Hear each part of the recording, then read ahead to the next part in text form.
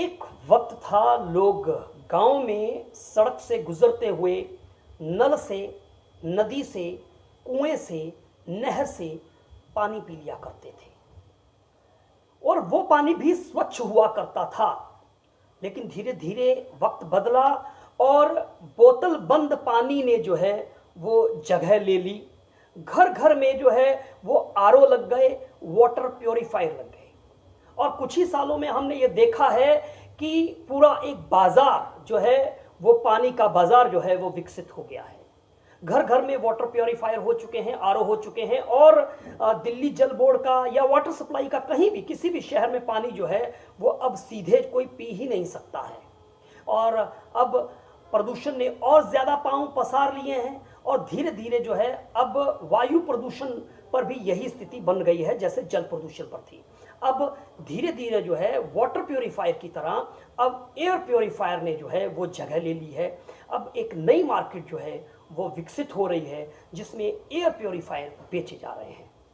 अब वायु का प्रदूषण इस स्तर पर बदल गया है और सबसे बड़ी बात यह है कि हमारे सरकारें जो हैं वो इस मुद्दे को लेकर बहुत उदासीन हैं और मैं सही बात मानूं तो आम जन जो है वो भी इस मुद्दे पर उतना जागरूक नहीं है जितना जागरूक पर्यावरण को लेकर होना चाहिए। और ये वायु प्रदूषण ये जो है वो बच्चों के लिए, बुजुर्गों के लिए तो हानिकारक है ही, वहीं जो युवा हैं वो भी वायु प्रदूषण की वजह से कई बीमारियों से ग्रसित होते जा रहे हैं।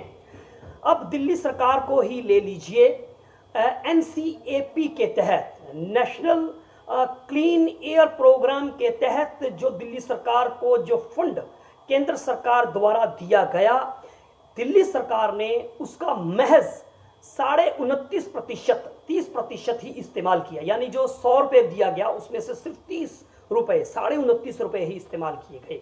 42.69 करोड़ रुपए 2019-20 और 2023-24 में केंद्र सरकार द्वारा एनसीएपी प्रोग्राम के तहत दिल्ली सरकार को दिया गया, लेकिन दिल्ली सरकार ने इस्तेमाल किया 12.6 और वही स्थिति जो है वो लगभग पंजाब की है जिसमें 30% 6 जो है इस्तेमाल जो है वो पूरे फंड का किया गया।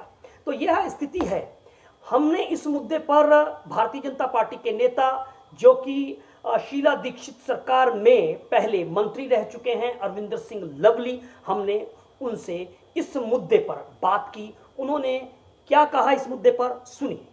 एनकेएम न्यूज़ में आपका स्वागत है। मैं हूं संदीप शर्मा और मेरे साथ दिल्ली सरकार के पूर्व मंत्री और भारतीय जनता पार्टी के वरिष्ठ नेता अरविंदर सिंह लवली मौजूद हैं। दिल्ली की आबो हवा में जहर है और केंद्र सरकार ने एनसीएपी के तहत जो फंड दिया उसमें से 70% फंड जो है वो इस्तेमाल ही दिल्ली सरकार ने नहीं किया। सर क्या कहना चाहिए? देखिए, बड़ा दुर्भाग्य है कि दिल्ली में पोल्यूशन सबसे बड़ा इश्यू है और इस सरकार के पास कोई रोड मैप नहीं है उसके लिए। जो सरकार बात बात पे केंद्र सरकार से पैसे मांग रही है, जो अपने पास बजट है उसको स्पेंड नहीं कर रही है। और पोल्यूशन जैसे इशू में आप सब लोग जानते हैं कि दिसंबर के अंदर पिछली बारी AQI 370 तक पहुंच गया था, यहाँ तक कि लॉकडाउन तक की सिचुएशन आई थी। उसके बाद ये सरकार बिल्कुल अब जब दिसंबर का महीना आएगा तो ये पोल्यूशन की बात करेगी। पूरा साल उसको लेके कोई काम नहीं करते।